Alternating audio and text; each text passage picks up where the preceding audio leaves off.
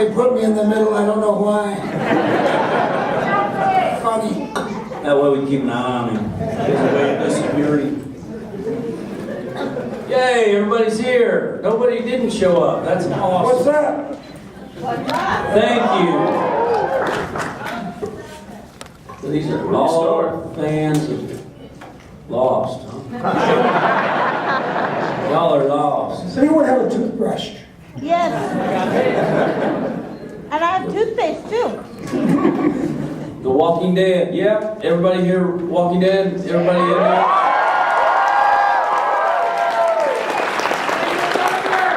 Right on, right on. Well, it looks like we'll moderate How about ourselves. Guardians of the Galaxy?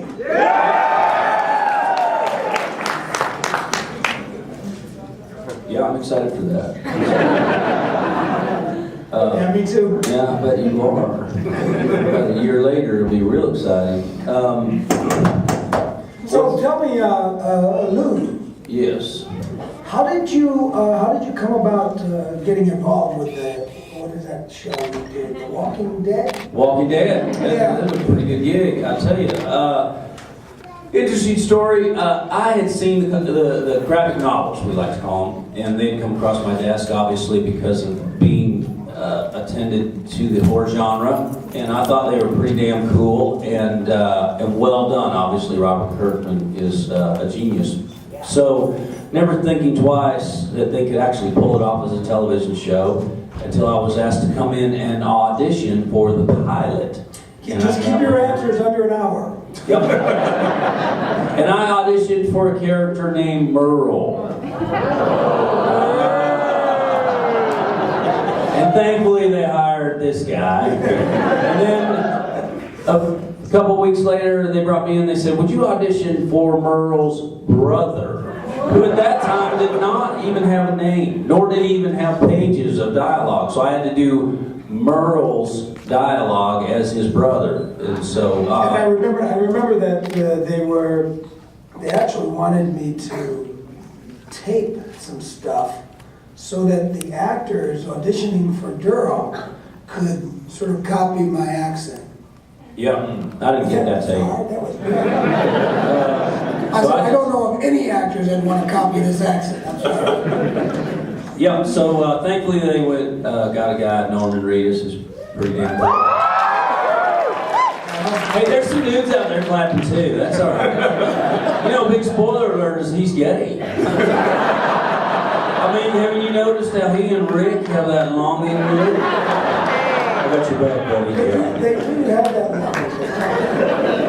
And then clearly Axel came around, they said, alright, we'll give you this guy. That was a lot of fun, man.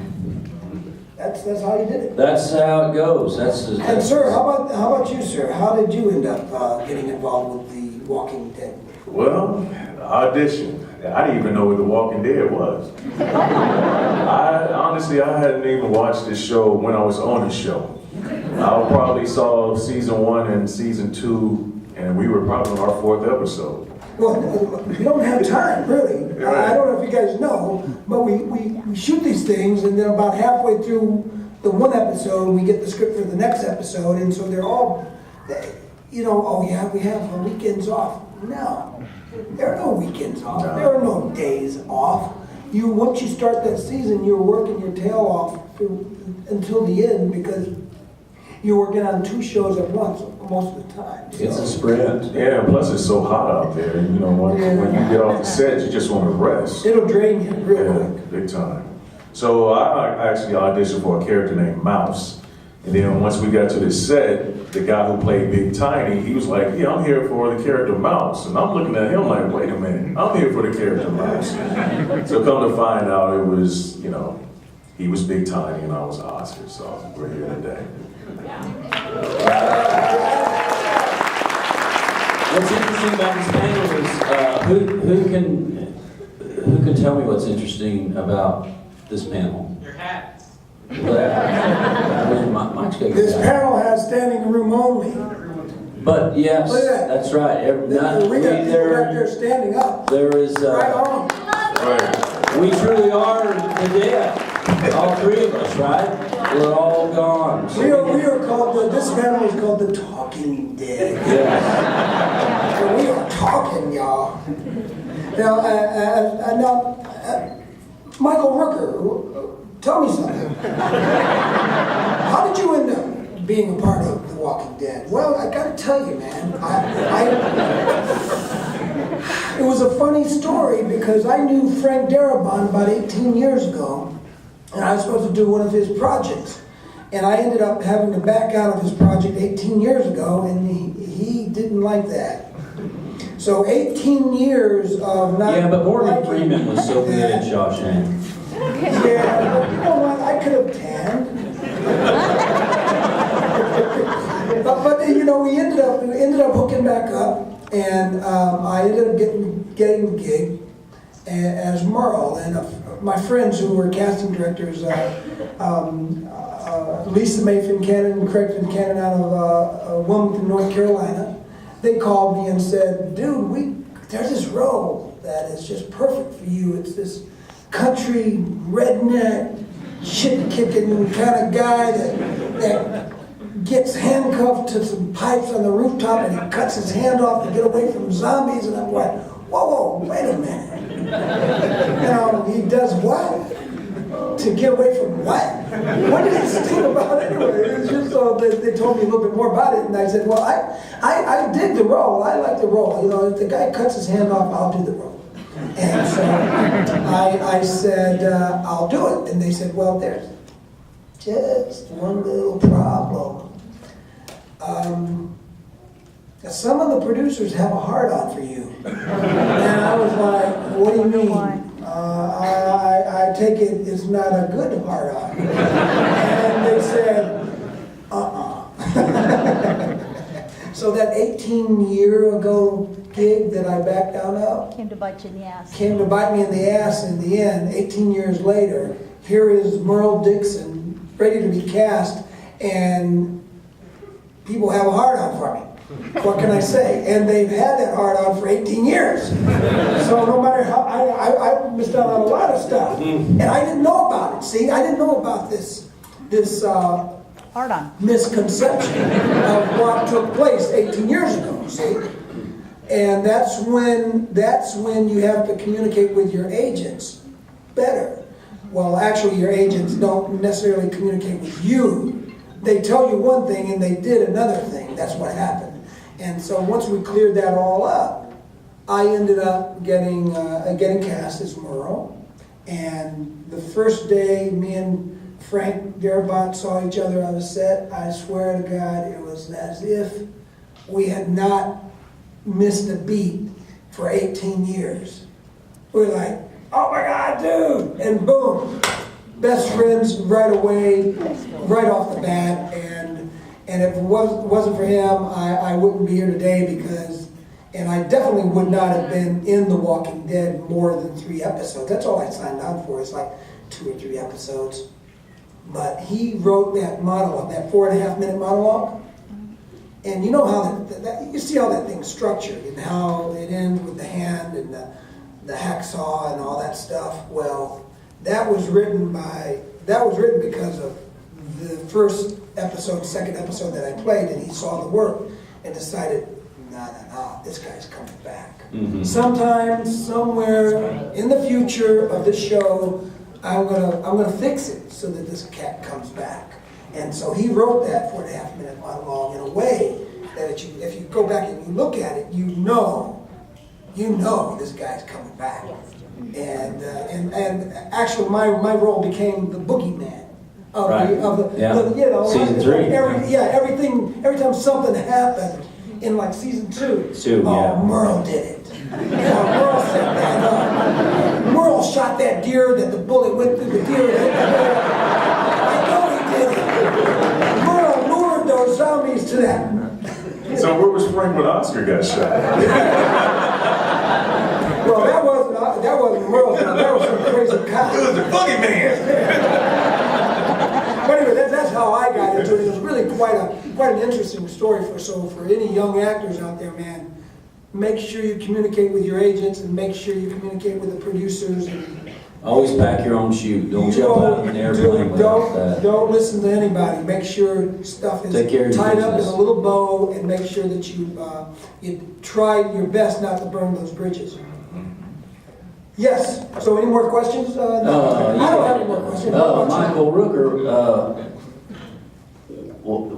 why don't we address then how you left the show? I'm still crying. There are people who are still crying out there. I mean, I swear it's so true.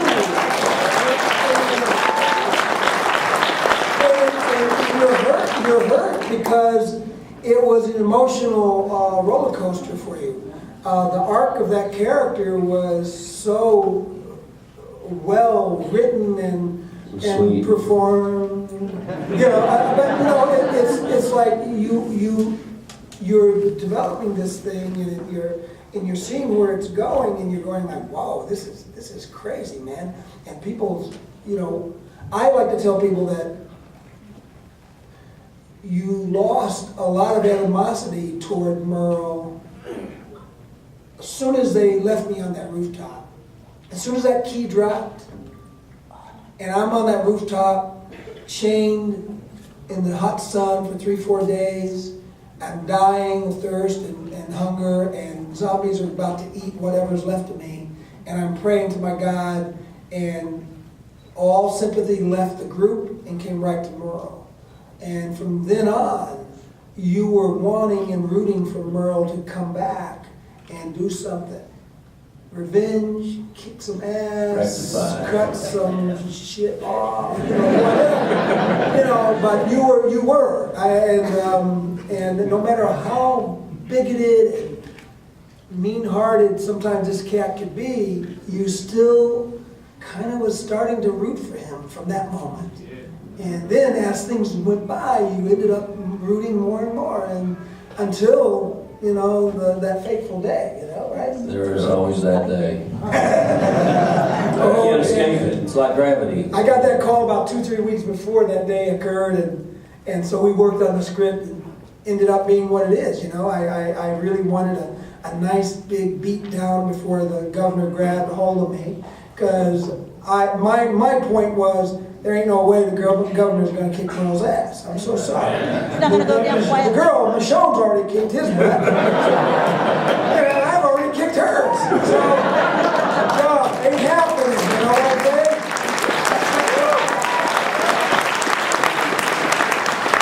So we had a nice little beat down. They were hitting me with the stocks, the gun and stuff. And then and then the rest is history, man. It came out pretty good. Yeah, I was great. satisfied with it. Fantastic. Will not go quietly. Good question, by the way. Yep. I worked on that all night. Last night at the bar. Some of you were there. I know what you were doing all night. It wasn't working on that question. I must ask you a question. But I'll save it for later. What about you, Mr. Vincent Ward? When did your fateful day become A reality. a reality for you? Well, And I do know the answer. mine, unfortunately, fateful day came when I was sitting in the makeup department. And there's a script sitting there, a new script. Just happened to pick it up. I look at it, and I'm the type of person, I just look for Oscar. Just look for Oscar. I get to the very last page. Oscar dies. What? What? So I promise you, it was probably not even 2 minutes later when Andy Lincoln Rick came in. He came in, he said, Vince, he said, I just read the script and I'm sorry, I see that you're no longer going to be with us. I said, I just read it, that's just now. He was like, wait a minute, nobody called you and told you anything. I was like, no. He said, you just now read it. I was like, yeah. He said, I'll be right back. Before I knew it, everybody and their mama was coming in there apologizing. All the big wigs, so You know, one thing I can say about that guy, he's number one on the call sheet for a reason. Awesome, man. Yeah, He's a good guy. he's too. fantastic. Andy Lincoln is He definitely. carries the ball. He sets the bar for He works every day. He's almost in every bloody scene. The first couple of seasons, he didn't have any days off. Yeah. I mean, it was amazing. He carries heavy load, yeah. And then I know a lot of people get upset because he doesn't come to the conventions, but you have to realize this guy, like you said, he works every day. And his family is in a different country, so he's a family man. He wants to go home and spend time with his family. You can't, judge him for that. Oh, but he works so hard. There's He no does. way. There's no way he could come. to He these works things. a lot. Yeah. So, what about you there, Lou Temple? Oh, Your demise. Can you tell us a little bit more? wait, I didn't even know the show was still going on. We're still doing The Walking Dead after that? What for? That's what you get for trying to hook up with that lady with the short hair. Wasn't that interesting, I promise you, wasn't that interesting. I got told 3 weeks in advance, the showrunner at the time, who also is on, he should be sitting with us, Len Mazzar, good dude, said, look, now I'm thinking he's calling to, get off into, let's do some more stuff with Axel. Yeah, we are. He's gonna take a bullet to the head. So you do your denial dance. What about that Alan? He's a real asshole. Just get rid of him. No one likes him. He'll get his down the road. No one even knows who he is. So then we talked about some of the regulars, who I can't mention or won't, but yeah, that'd be good. Let's take her or him out. Nah, because everybody likes him. And, Anybody but Axel. and so, I cried for like 5 minutes. not Axel. So then you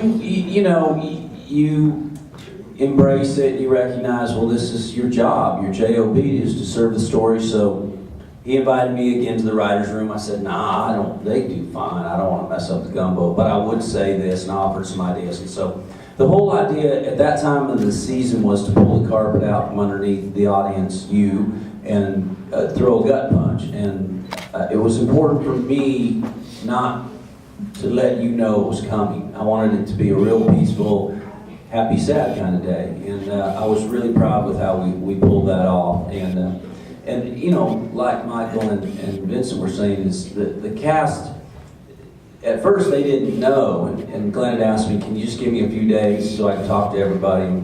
And then once they find out, they come up to you and they're so sorrowful. And every one of them, I just sat and looked at them and said, you have no idea how close it was to being you.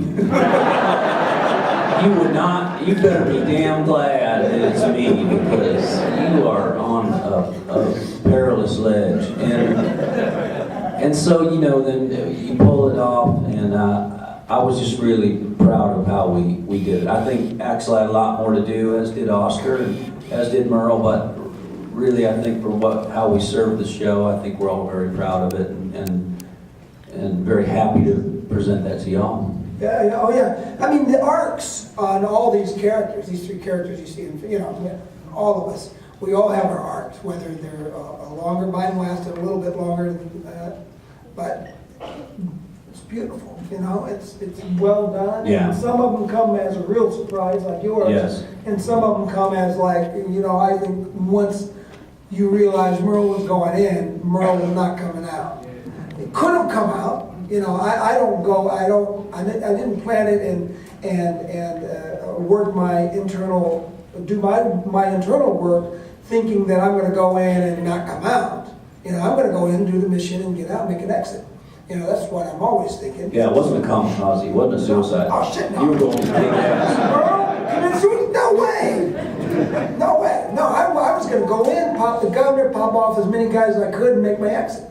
But, What I liked about Merle's thing is the whole character arc. It was freaking biblical. It was Paul. He really had come to be brought to his knees, not on that roof, but maybe that's where it started, but brought to his knees to turn the corner when he lets Michonne out of the car, it was just beautiful, and it was great work. And the thing with Oscar too, I thought was really, because he was so dear to Axel, that we actually shot a scene where Axel got in Rick's face, in his grill, and we actually had a fight, but then we recognized it was so heavily loaded on Rick that he had to deal with Axel for taking Oscar out, getting him killed. Then he has to deal with the new players and Tyrese, and then see his vision of Lori. It was just too much, so we scrapped that. But yeah, everyone had a piece. Yeah, I knew once I went to Woodbury, I knew I wasn't coming back.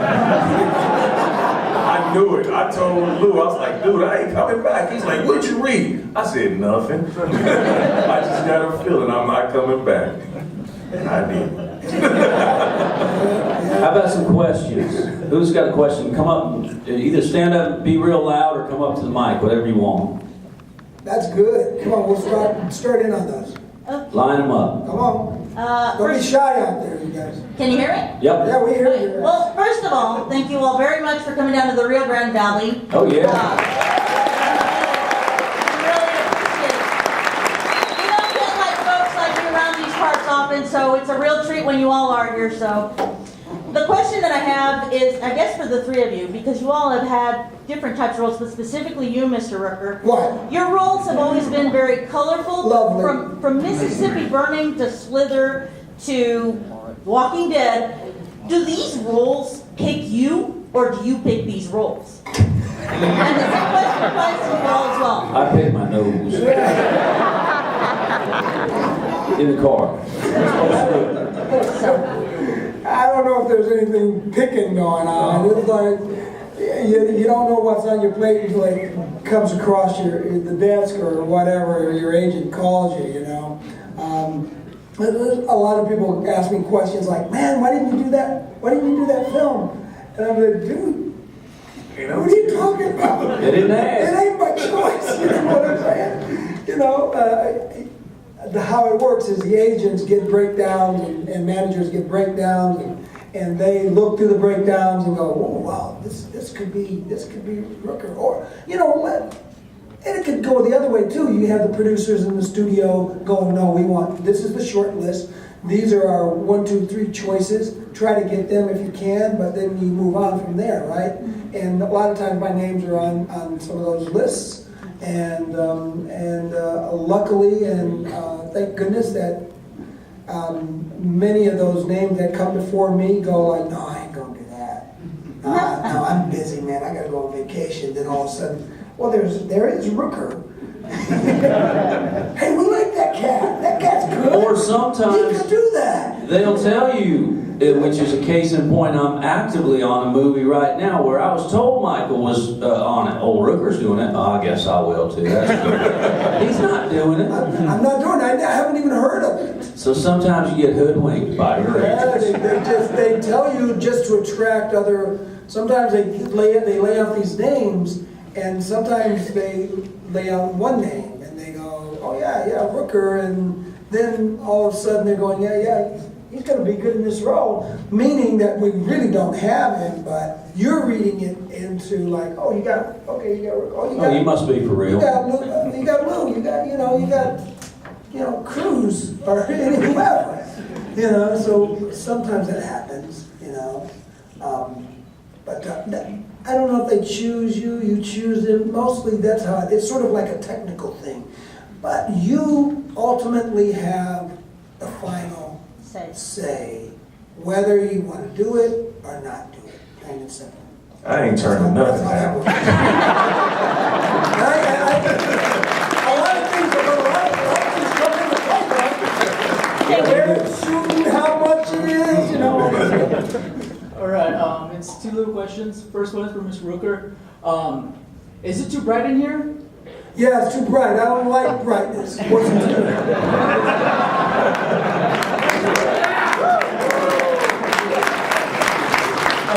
And the second question is, throughout the whole Walking Dead, through season 4, right?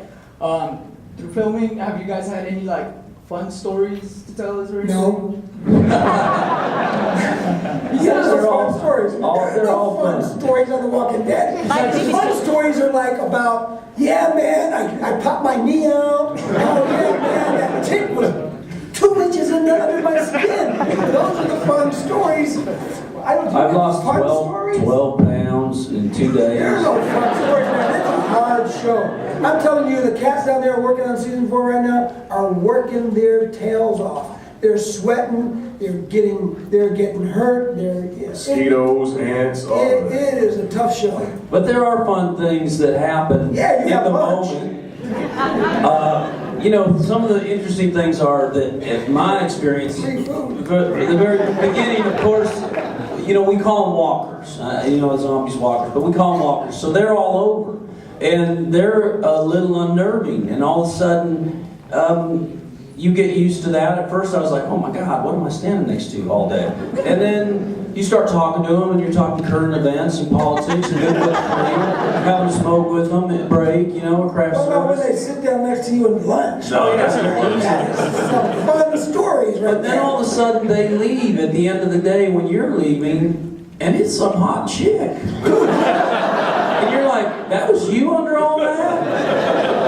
Golly, you know, come on, wait a second. Whoa, whoa, whoa. Yeah, you wouldn't say word and word. You would not believe what So these people it's look kinda like in real funny. life. And there was one time that was really funny for Vincent and I. We were out there in the courtyard, and all of a sudden, they came out of cell block C or something, and here's a little boy with a gun carrying a baby. I said, who the hell is that? We just looked at each other, just started like, what is going on? And it Nobody was told us Chandler. there was a boy in the home with a gun and a baby. We had never even seen Chandler. Yeah. Carl, the little boy named Carl. We never seen him. We was like, who is this? Well, you know, he just turned he just had a birthday, and the rule is down there in Georgia that you have to be of a certain age before you're seen on camera shooting any kind of weapon or anything like that. And so he just had his birthday, and for his birthday gift, they gave him a fully automatic AK. And he got to shoot the entire clip off. Isn't that beautiful? Damn it! Welcome to Columbine. No, come on. No, thank you. Bad question. Next. Hey guys, since it's TV, do they, like compared to a feature, do they give you all the time that you need to get You the have no performance? time in TV. No, do they, well, especially like once you guys found out that you were gonna be killed off, did they give you enough time to do the performance and the takes and all that stuff that you want to get in before it's Oh, you think they're going to give you extra time because they're Does they sad? feel sorry for you? You're gonna feel, shit, no. You're like, okay, you can't move on. Okay. Got rid of him. God, how took it so long? I got killed on a Tuesday and had to come back to work Wednesday, Thursday, and Friday. You think I wanted to be there? After that point, I didn't give a damn about none of them. All right, next question. I have a two-part question. Okay, one-part question. Only one question, one-part questions, and because we got a big line. Okay, So, my question would be for all three of you. When the season does finally end, will you guys would like to come back as a cameo? Or no, they can't afford me. I don't know. What about you, man? I'll go. They talk about maybe redoing a flashback episode of the prison riot when it all went down, and I would throw in that. So you guys need to put that on Twitter. I don't want to be on no damn flashbacks. You sick person. Next I'm coming question. back in the dress. Thank you. know, but I wouldn't mind coming back and I would wear the negligee. I would wear the white dress in one of Carol's. With some comeback boots or something. I don't know. Yes, darling. Who's your best friend on set? Like, do you hang out with anybody from? Well, there was this one little tick that didn't burrow into my skin, and I kept him in a little jar for about 2 weeks. He was my best friend. I called him Lou. I got my man Oscar, man. It was. People ask me what I take. I actually stole this one. Well, I'll let Vincent say. It's Well, just I got Mr. Hey, that's my Reeves, brother from another mother down. Brother from another mother.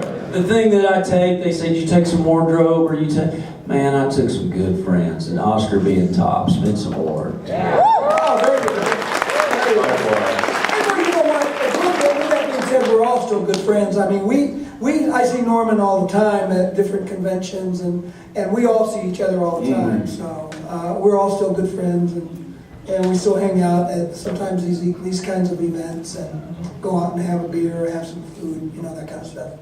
The only difference is they are getting paid. So we make it buy everything. Hell yeah! Go ahead, next question. Thank you. My question is for you, Mr. Rooker. Yeah. If you were still current in The Walking Dead, where do you think your character would have gone, or where would you want him to go? If it was still alive. That's a good question. It's a very good question. Well, I tell you what, there'd be some changes at that prison. Put the whole in me to prison love. Because I know how prisons work.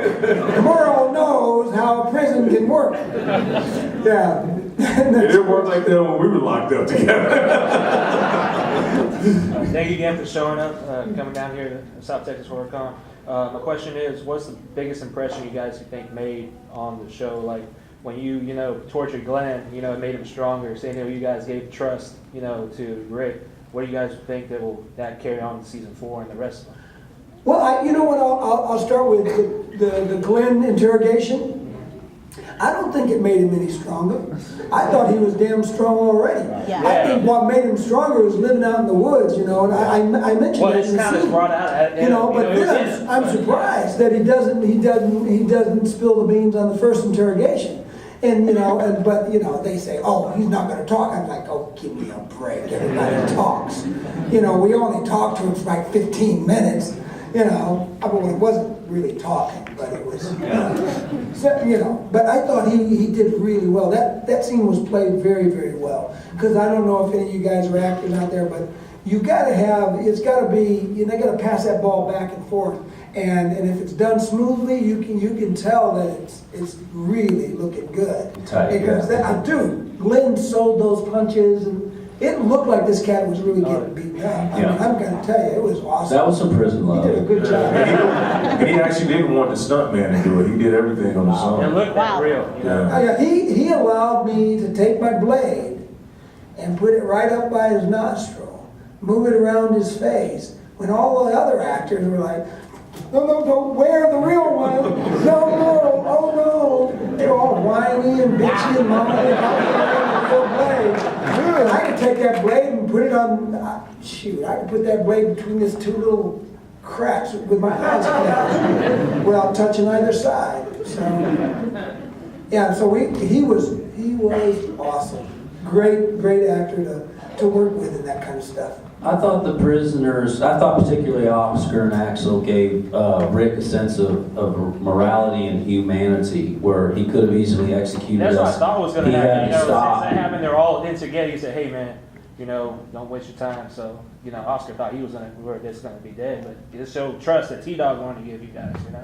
Yeah, but I felt like you had to, in this zombie apocalypse, you still have to hold on to some compassion. And That's what you guys were. I thought we were able to be a vehicle for that.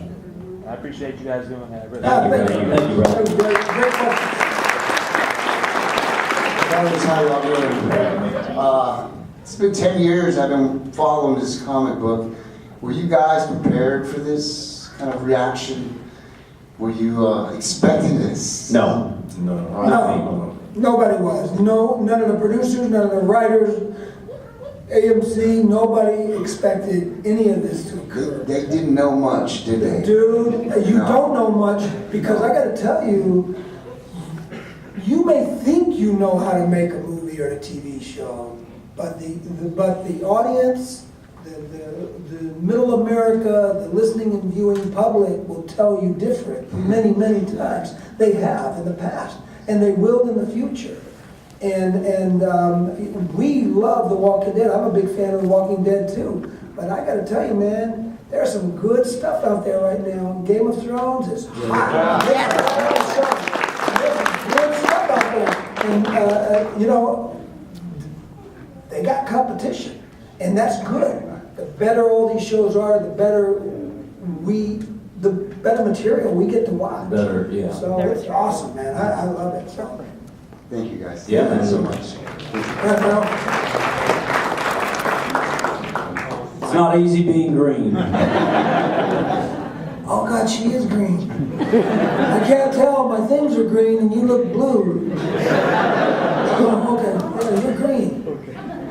My question is for Michael. I was just wondering, how did you feel when the government killed you because everyone was freaking out when you died? Yeah, I felt dead.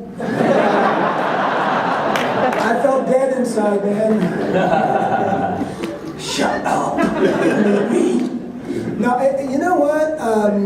I knew it was going to happen 2-3 weeks beforehand. So I knew it was going to happen. So I just wanted it to happen a certain way, and I wanted to. My big thing was Merle came into the show an ass kicker, and I wanted him to go on an ass kicker. Simple as that. And I said, let's try to make the writing, try to make the show about the whole redemption thing, but still, I'm not one of these actors that want to wallow in self-pity and bullshit like that. So if you write that for me, you might as well expect me to say I ain't saying that. Which he does all the time, by the way. I ain't saying that. I say it all the time. I wouldn't say that. I don't say that, you know. And then all of a sudden the writers huddle. Oh no, what did he say? He's looking at us. He's looking at us. I don't know what he said. I wrote what I thought he said. That's true. Well, the writers are really cool people. They after a show is running for a while, they start writing for you. They figure it out. They sort of figure it out real quick, and they write for you. And so I'm from Alabama, so I have a southern thing inside me that has a natural rhythm and a natural way of saying it. And so when we get, sometimes for me in the business, when I get writers that are from New Hampshire or New York and they're writing Southern, I read it and I go, oh God, I can't read it. I know what they want to say, but it's just it's pathetic and it's almost making me nauseous. It ain't gonna be said that way, but for damn sure. So that's what happens. I usually colloquialize things, make it that kind of thing. Make you sing. Thank you. Good question. The green person. This question is to Mr. Rooker. First of all, welcome to McAllen Convention Center. Thank you. Okay. My question is, in TV, they have a rule of saying of what words to say, basically. Yeah. Like you can't go any stronger with any profanity, Yeah. like the F word. Yeah. But so how did you get away with flipping the finger on the show? And The finger. You mean that? Did I do that in the show? I saw it on Several times. It sort of comes out natural. Which episode? I get a hit. I saw it in episode 2. Yeah. And you know what? You just do it and then they cut it if they don't like it. I don't care. You know, I just say stuff and sometimes they come up and go, and I go, oh yeah, I can fix that. I just don't say it again, you know. And It depends on what network too. Yeah. It depends on the network. You can get away with some things. We try to get away with as much as possible, but they do have very Push the specific, envelope, yeah. very specific rules, and I don't know all of the rules, and I don't try to know these rules. I don't want to pre-edit or I give two shits about the rating board. I'm an actor and an artist, so I just say it the way I want to say it, and if they don't want to keep it, they're going to cut the shit off. They're going to cut it off. I don't care. I'm not going to go into the scene saying, oh, well, I can't say shit, I can't say piss, I can't say dick, I can't say this and that and this and that. Then it like ruins everything. All you're thinking about now is like what I can't say and what's really going on in the scene. Yeah, you don't want to be distracted. You don't want to be, screw that stuff. Yeah, but they cut it. If they don't like it, they just cut it. I leave it up to them.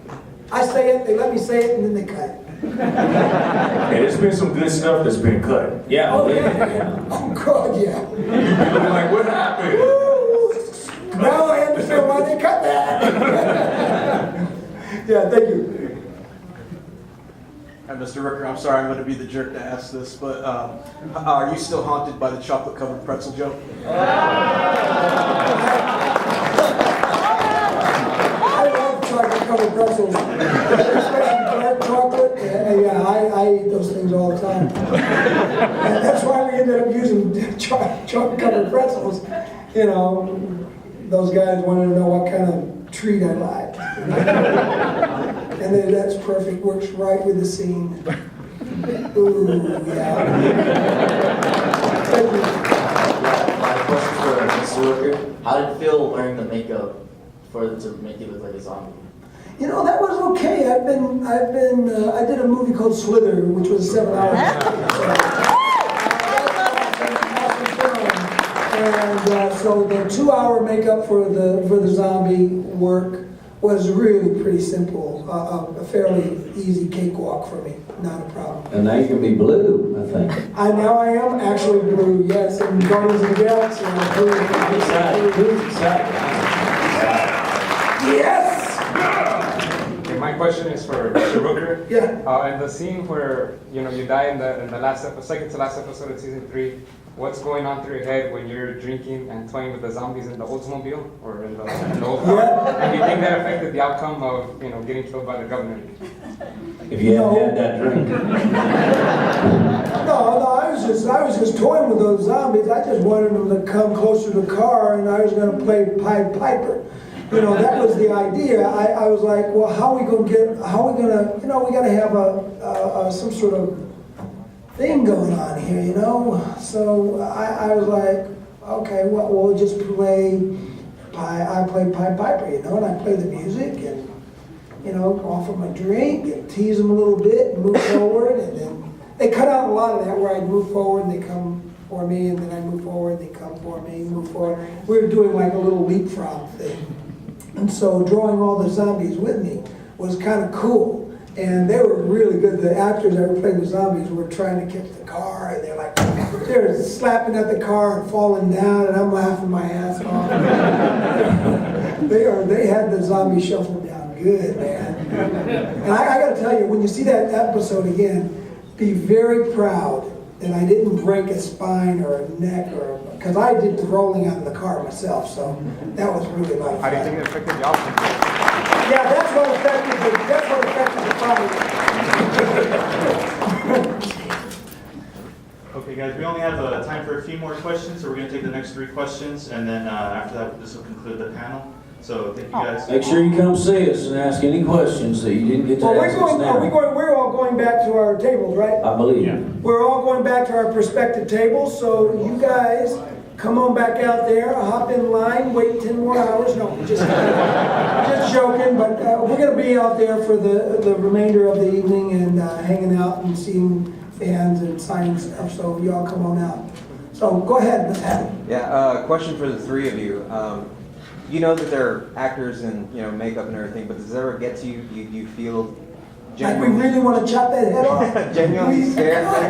Do we get scared? Yeah. I honestly thought I was gonna have nightmares. Because the first time I saw the walkers, it was like 100 of them. So I'm like, I'm about to flip the hell out. Yeah, there's a lot of them. It's a mass. It would be, if this mob came at you, that's what it's like. It's a lot of people. Again, those chicks were hot. Once I figured that out. Once he figured that out, he was like, come and get me. And then it was my interest. Thank you. This question is for Michael. Yes, ma'am. I'm a guy, but okay. Wait a minute. Oh, yes, sir. Go ahead. As a walker. I can't see, man. What do you expect? As a walker, how did human flesh taste? What? As a walker, how did human flesh taste? Well, you know what? It was delicious, actually. It was wonderful. It was the pulled pork. Yes. I had the pulled pork. I had different types of meats in there. There was sirloin. There was pulled pork, different textures. What about that sausage you ate? What was that? That was awesome sausage. Actually ended up being vegetarian sausage, but the vegetarian sausage tasted just like meat. Like the intestines, when I started pulling the intestines out. They also have, I must say, that the guys that do that work, they have vegan innards, they have real meat innards, and they have vegetarian innards. So no matter who your zombie, You're gonna eat. You're gonna get to eat. You might not want any barbecue after that. Next question, go ahead. I know that the show has had tremendous success, and I just wanted to know if due to the violence and the graphic, and I know each episode has a disclaimer on it, has there ever been complaints that the show is too violent, too bloody, too gory We hope. Yeah, there's always complaints. My granddad used to say there's an ass for every seat, so you're always going to have complaints. Yeah. People are liking this, I don't think the show's about that. I think you tune in because the show's about what you get up every morning to do, which is survive. It's your mortgage note. It's the price of gas. It's kids going to school or a parent dying of cancer. You know, I think that's why the audience connects with it. And the lines that are drawn or erased. And I think that's what that's what we present, and that's what you connect with. And it's scary, man. I mean, some people really are freaked out over this show. They that whole, being eaten thing is scary. That's Yeah, but you just that scared the shit out of me. From day one, I saw George Romero's Night of the Living Dead. When the kid got up and stabbed the mom with the whole, I'm like, whoa, that is cold. And the whole, that's one of my favorite movies, by the way. I have to plug it. A lot of people are scared or they think a certain way about the show, but everybody wants to be a zombie. You know they do. They want to be a zombie until they get on that set. Oh my They God, feel I that tell pain. people, look, you don't want to be no You zombie. sure don't. We watch people fall down, get stepped on, Yeah. twist ankles, bugs chewing half their legs off, Us hitting them. snakes. Yeah. Well, not only that, the grossest thing I ever saw was a zombie during the season 2, where I come and I end up being Durrell's guardian angel when I tell him to get up or I want to kick his teeth in, start climbing, But there was the zombie that comes up and starts chewing, gnawing on his foot or something. Yeah, that was That creepy. guy was standing around all day long, and saliva and sweat was pooling in his jawline. And I looked at him, and and he turned his head, and I saw it jiggle like over. And I'm like, dude, can you breathe, man? Can you breathe? And most of the time you can't see. Yeah, They can't see. because they got the contacts in, and he said something. I'm going like, dude, just look here, look at me. You go over there. See that guy over there? That's the special effects guy. You tell him to poke some holes in that thing for you, man. Drain that stuff out. Next, go ahead. Thank you very much. Thank you. All right, guys, everybody, round